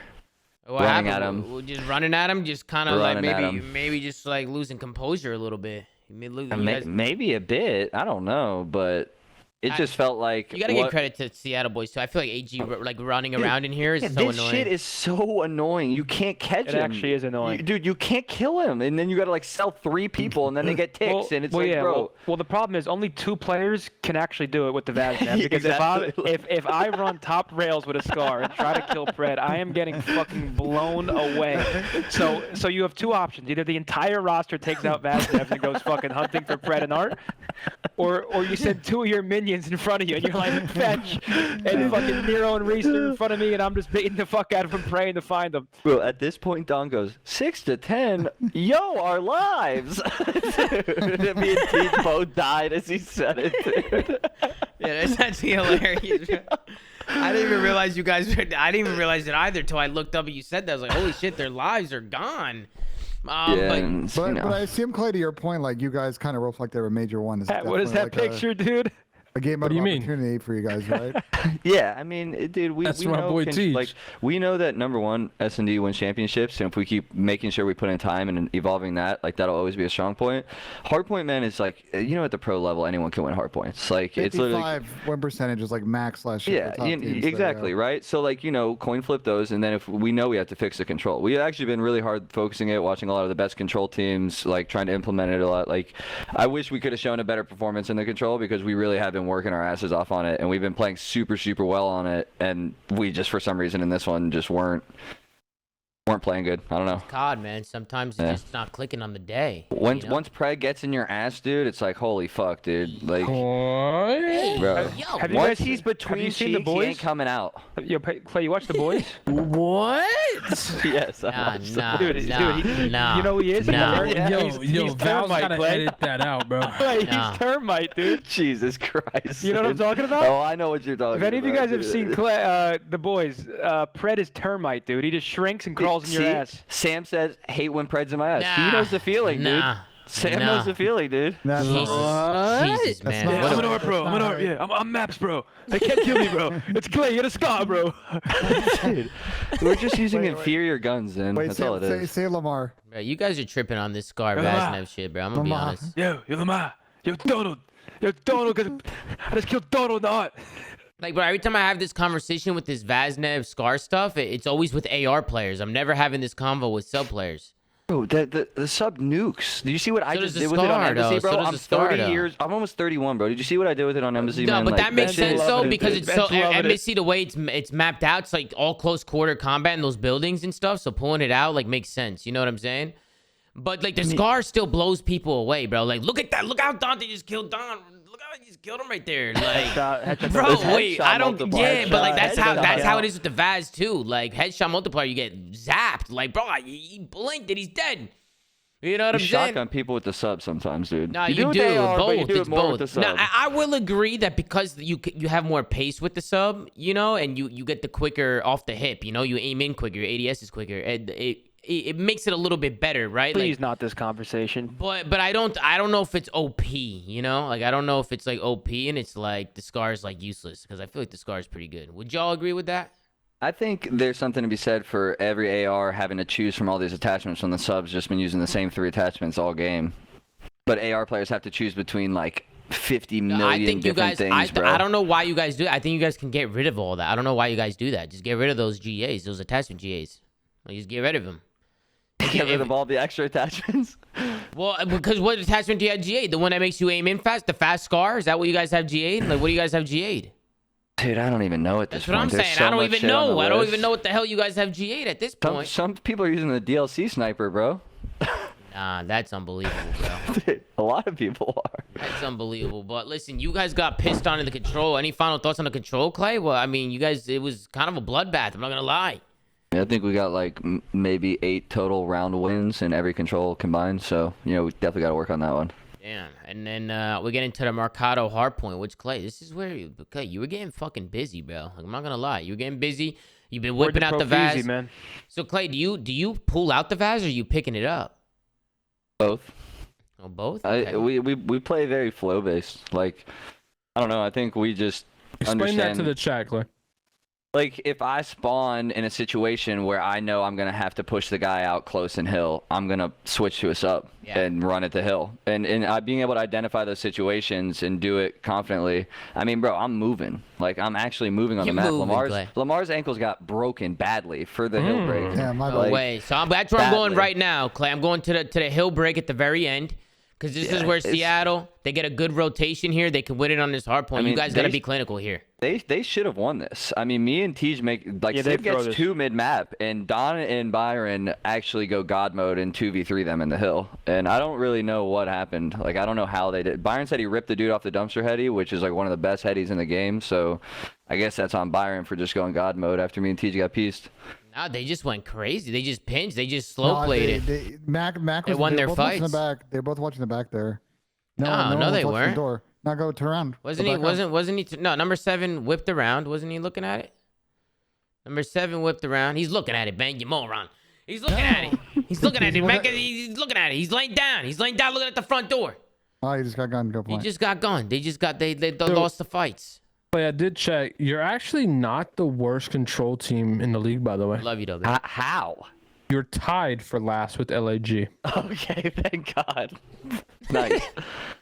And then you guys end up winning it here somehow, Clay. You don't let them touch the point at all. You guys end Yeah, up that's winning this all shit. these fights. That's And We you knew love we- this. You love this, Clay. You love this right here. Yeah, I mean, this is my playground right here, bro. If I get to sit on a heady like that, like I'm not losing a gunfight off that heady. Like, it's just not happening. And we knew we had to win right here because, like, it's not like we're gonna be able to get to that rotation back barber in time, anyways. So Yeah. might as well try and play for the win there. And I like how we chowed out of the hill and stuff, allowed ourselves to win right there because I mean they're panicking. They're in panic mode right there. They have to just 28 and sprint. 22, Clay. Look at you. 28, Hey, look at me 22, over go. 3,000 damage. You're putting on an absolute show, bro. 23 non-traded kills, Clay. 23.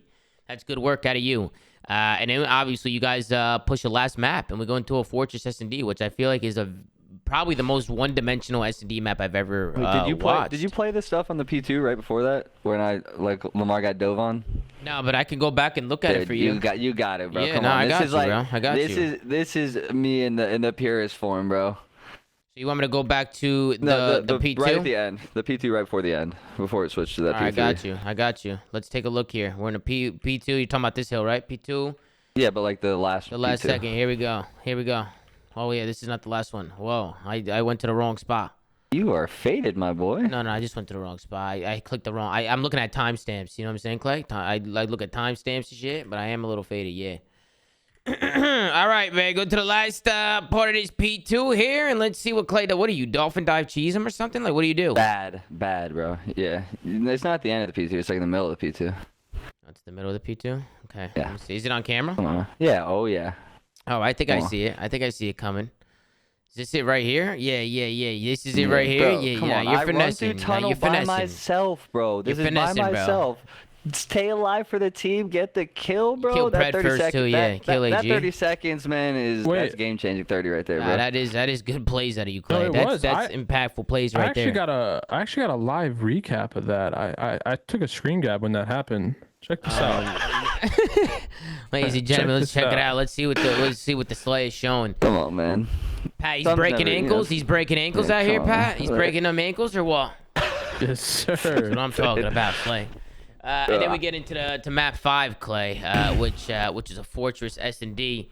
Bread and butters, baby. Yeah, bread and butters for y'all. But honestly, I felt like there was a big swing round in the 3v4 you guys had, man. And the 3-2 round, I felt like was the reason why you guys won it. And I obviously pull it up and kind of show everybody what happened. But Fortress S&D, I'm guessing you guys are confident, Clay, going into it. Like you said, you guys felt like you always have a plan in this game mode, and you guys are on point right now with this shit.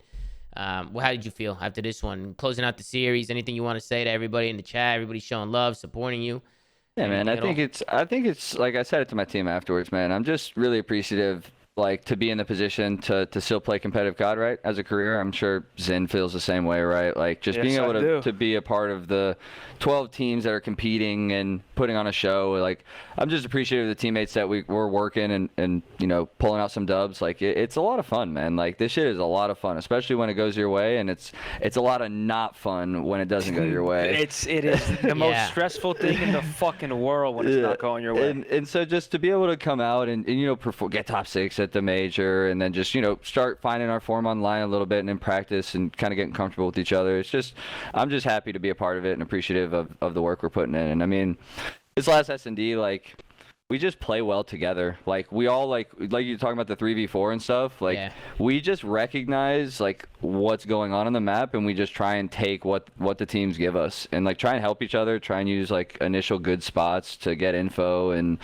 it's just like a complimentary S&D. It's like what you want in S&D. Like, you can't really game plan for us, because if you actually watch our VOD, we do so many different things that, because we really just call it at the beginning of the round. It's not like we have like a fully fleshed out game plan. We're just like, yo, what do you feel like doing? Yeah. So it's kind of hard to plan against us when we don't even really know what we're doing. We don't have defaults per se. Like, we don't go to these spots and hold it this way. This is music to Tom's ears. Tom was playing Search like that. Well, Clay, luckily for you were playing Seattle, who just loves giving people S&Ds. So. TJ makes a really good play in this 3v4. It wasn't us at all, Pat. They just gave it to us. I mean, you said it yourself. You said you're gonna take what other teams give you, and I mean, Seattle just loves giving away S&Ds to everybody. Fair. I want to give some credit to TJ here, bro. I thought he took a good route. I like that he played for one, and then he dipped out. He dipped out of here, popped a deady, and kind of just made a play on the pincharoo. We got pretty hyped after this round too, because like in these situations where you get on 3v4, Byron's like, yo, I'm just gonna insta plant this, and then winning a 3v4 like post plant, we got pretty hyped after this round. I think the energy carried us through pretty hard. Like, you can even see it in the cams. We got pretty excited about winning that one. Yeah, I thought this was the biggest swing round. I had it written down. Go ahead, Ben. I really have a challenge to the community here, like, because looking at the numbers is not apparently clear. I'm really curious, like, if someone can figure out like what is the fundamental issue with Seattle. They just cannot be a consistent good search team. The talent is there for them to be a good search team. They just can't figure it out. It's very, very weird. It's now been across now 2 titles, about a year and a half. Like, this game mode has been a real problem for them, and I think it's like the big inhibitor on them being consistently a like top 3 team to being consistent results we saw last season. I just think they don't super like the mode, Ben. Well, they got to start getting in the mix. They gotta like it. that shit. Bro, They just don't like it, so they No, chalk it. They don't super like the mode. Tom, you gotta take me full screen. Tom, you gotta take me full screen. They were an Got you, bro. amazing. They were an amazing Dude, are you respawn. They were an amazing respawn team No. last year, and I think like they had a potential to get into the grand finals of champs last year, and Search was the biggest limiter for them in the tournament. And then again in Major 1, like I think they won a couple What is searches there, that, but Pat? That is Ben the Seam. Look at it. Look at that arm, though, Ben. You can knock somebody out with that left hand. You know what I'm saying? Look at that arm. Yes, sir. Ben, go ahead, take the floor. Vegas Legion clutch up the 3v4 again over here at the end. Bro, I didn't even realize it was a 3v4 last round too, Clay. Yeah. And Donnie's laying down in the middle of the parking lot, in the middle of right in the middle of the open. Was that just him just doing random shit, or did he call out, I'm gonna just do this random cheese? Like, what the hell was he doing there? I mean, obviously we're worked. man down, and you got to do something, right? Do something random. Make a yeah, play. They're expecting, a push through art or some tease Byron to jump top like he did eventually, and Don's just like, "Yo, I'm out." And I was like, okay, like I guess I'll just snipe over you, just like reactionary on the timing that he got, and we happened to line him up. Like, Don was about to get a two-piece. I actually sniped the guy off bomb right as he was killing him, but he just, kept shooting and killed the guy behind. And then bomb's down. Lamar has no deady, 10 seconds. I'm like, this is over, bro. It's done, man. Take a look at the scoreboard. Clay, 8-5 again, doing your thing in the last map. 8-6 from Don, so it's cool to see Don and Clay coming out hot, doing what they got to do. And then on the other side, everybody negative except for AG. He was the only one positive, only one trying to pull the weight. This one all over. That's going to do it for today's matches. Who plays tomorrow, bro? Let's take a look and see who plays tomorrow. Play till next week. We got the Florida Mutineers going up first against the new-looking Los Angeles Gorillas. So we're going to be able to see a new roster tomorrow. That should be fun to watch. They're good, by the way. Yeah, I've heard they're good, too. I've heard people saying they're good. Who, LAG? Dixie and Adam and Joe Deceives and Alec. Wait, did you say Dixie? Huh? No, you said Joe Deceives. Joe Deceives. Exceed, maybe? You heard me say? Exceed, yeah. I thought you said Hixie. I was like, who? No, I mean, dude, I think they figured out the game pretty early. I mean, those dudes were grinding beta tournaments and stuff together, 6v6 beta, Dom I was seeing it every bro. single night, 6v6 beta champs. Yeah, they've been grinding, and I think those dudes are all hungry, and honestly, scrimming them, they play this game, they learn these spawns. We took their spawn knowledge and applied it to our game on this new patch. So those guys, I honestly think are I taught that guy Assault a lot, so that doesn't surprise me. Like listen, that. if they're good at respawn, we know this Florida team's hardpoint game is. So if the LAG boys are what you said, kind of ahead in the game, I think I got LAG win this one, coming out 1-0 with their new squad. You got LAG, Pat. Who do you got? LAG. Yeah, I got LAG. Tony, who you got? Clay. Tony, you guys don't have to do predictions, but if you want to, I'm not doing predictions. Yeah, I feel like we shouldn't, huh? No, it's fine. No I got the predictions. Los Angeles Gorillas honeymoon stage. Going to be twisted. I got them coming out winning that one 3-2. It's going down to the wire. And then we got Minnesota Rokkr going up against London. Man, that's going to be an interesting one. Who the hell was winning that? Honestly, I got no one. Okay. Tony's got Rokkr, but I actually love. I don't know who. Ben, do you know who does the scheduling for these CDL matches, in the order? Probably CDL comp ops and the. Is it on purpose? Is what I'm saying. It's not randomized. They preset the schedule. It is not randomized. No, The order of matches, the timing. Choose it. No, I choose specific. That's 100% on purpose, bro. Yeah. But I was just gonna say, I absolutely love what they did here. We'll get a pretty good game one, and then game two is the perfect time to take a bathroom break, get some snacks. You don't really care about all the shitters, and then we get into FaZe versus Seattle. So I think whoever set this up, they did a great job. What the hell? Yeah, Pat, you be disrespecting, bro. They're not shitters, bro. I got Asim coming out. Bro. I got Asim coming out crazy. He's gonna have one of them LeBron games. Dude, Pat, you act like it's as easy to win as it was back when you played, bro. This shit is hard as fuck now, dude. He's a moron. Dude, Seth said it. I gotta agree. Dude, I think every pro now would agree it is fucking insanely hard to win now, bro. Because you're playing the most RNG game of all time. Yeah, obviously, you can't just be better than people like you could back in the day. But look, bottom line, I got Asim coming out. Revenge series out of him. Probably gonna Is go for every like series he 35, has a 10, and 10. revenge Yeah, every single one. Every single one. Clay's on a revenge arc for 3 years. Gonna go like 35, 10, and 10. He's gonna get it done. The largest, it's the longest revenge arc I've seen in my life. He's gonna put the. He's gonna gonna put- put payback for years. He's gonna put the nail in the coffin for the Rokkr in the major too. All right. You're putting a nail in the coffin. All right, let's move Yeah. on to the next one, bro. Jesus, man. Who you got, Tom? Who you got? I got London with that one, bro. I think London's gonna come out and get busy tomorrow, bro. Their maps are kind of close today. I just feel like, now we're gonna see more from them tomorrow. I'm gonna go with London 3-2. Let's say 3-2 again. I don't know who's gonna win that one, bro, because I feel like Rocker's like day to day too. Like I don't know what kind of Rokkr we're gonna get tomorrow, so we'll see what happens there. And then we got Atlanta FaZe going up against Seattle Surge. I didn't get my pick in. What the fuck? Well, my bad, Ben. I'm so sorry, bro. Go ahead. Okay. I don't know who the fuck is winning the series. Respectfully, I'm sorry to drop an F-bomb, but like, I did my pick'em.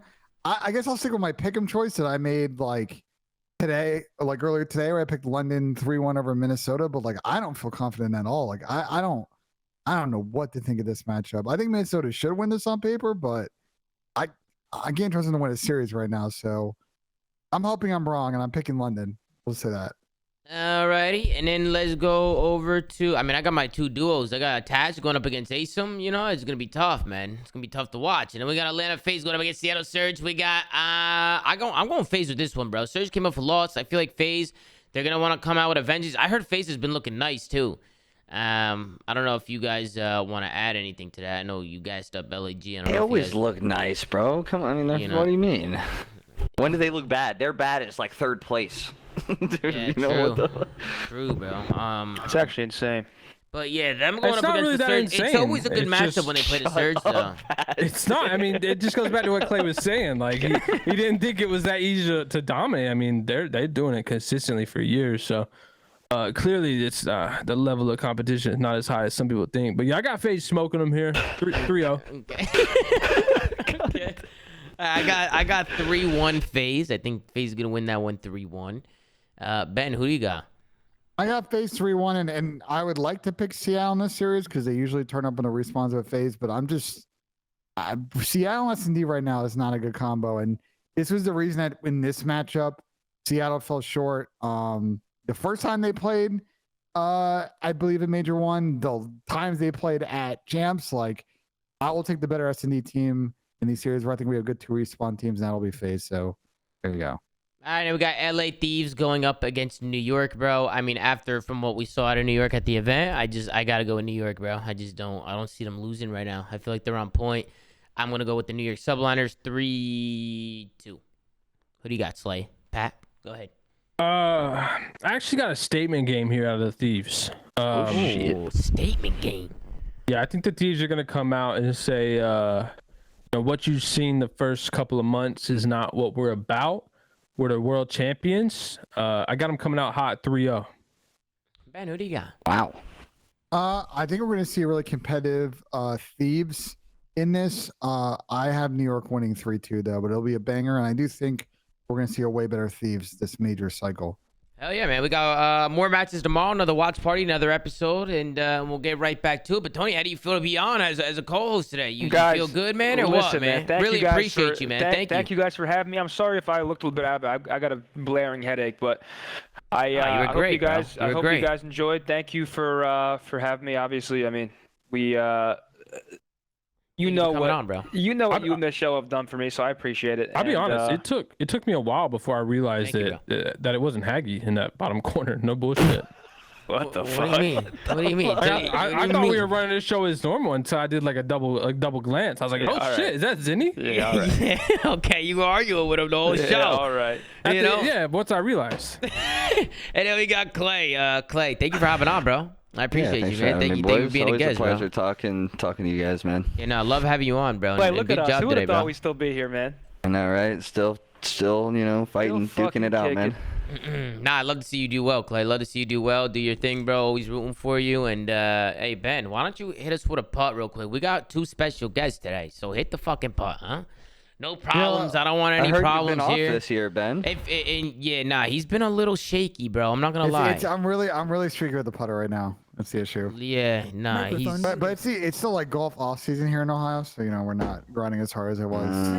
Hold on. Let me make You sure. gotta fix your camera too. Like we can't see the mat. Wait. Before he goes, I gotta get the right bin on camera. Oh no, dude. Oh, Here, I got it. Perfect. There All you right, go. I got him up. Bro, what is that, bro? What is that? All right, let's go. Yo, what is that? Yo, Clay, you a golfer? You golf at all or no? I mean, I've been to Topgolf a couple times. I can swag that thing. All but, right, you know. that's what I'm talking about. What about you, Tony? You do a little golfing in the heyday or no? Nah, man, I'm like Clay, Topgolf. Dude, to me, I'm sorry, unpopular opinion, going out at 6 a.m. to hit golf balls for 18 holes, 3 hours sounds fucking miserable, dude. Miserable. He sinks it. I'm sorry, Tony, but Benjay the scene comes out. Fist pump. It sinks Let's the get pot. Good work, Ben, Ben. you're an animal. How does it feel? Listen, I started off the stream today missing like 5 straight putts. Damn. I'm not streaming this morning, but we've been putting lights out since then. So I'm glad I was Nice, able to get bro. back to the community with that W there. Nice, bro. Ben, it's always good to see you putt. Do you ever think about like 10,000 people live? Like if you imagine that in a stadium watching you putt, like you'd probably be pretty nervous. But Yeah, in you'd your fucking- house, you're comfortable. You get up there, Honestly, shimmy up. You know, I've been but, like, practicing my putts. I've been practicing them. Hey, what's good on Benjay? How are you, Ben? Listen, Eli, I will smoke you in mini golf any amount of No! money. You know, I've been hitting the range every day. I've been practicing my putts. I've been on the grind. I mean, when I'm not making content, I'm not on the YouTube grind. I golf. Yeah, He's not wrong, so. Dude, you sound like my Hasbro Why do you say it impersonation like mixed that? with Kermit, dude. Yeah, I don't know why you sound like that, I bro. don't sound like that, but it's all good. Hey, bro, Eli, welcome to the show, bro. Eli, you gotta start joining the flanks, bro. You gotta start joining us, man. Yeah. I can hit up Sandy for you. He might be down. I mean, he's down to come on for the Toronto matches. Yeah. Okay, thank you, Benjay, for your time, and I appreciate you. Absolutely. Have a good night, guys. Yeah, you too, bro. Thank you. Bro, what is wrong with that guy? What is wrong with him? Absolute moron. Bro, Benjay Jesus, Nassum man. right there. That's Benjay Razim, bro. That's Benjay Razim. But listen, let's end it there, man. Thank you to Clay and Zinni again, bro, and thank you to all you guys, man. Thank you to all you guys. Thank you for everybody who's been tuning in. You guys have been absolutely incredible. Make sure to like, comment, subscribe if you're watching on YouTube. Anchor.fm/theflank to check out all the audio sites that we're on, and go follow @theflank on Twitter. Gersh doing a phenomenal job running socials, so make sure to go show Gersh some love. As always, take it easy. We'll be back tomorrow. Take care, brush your hair, and tomorrow we'll see you in another episode of The Flank, man. Good night.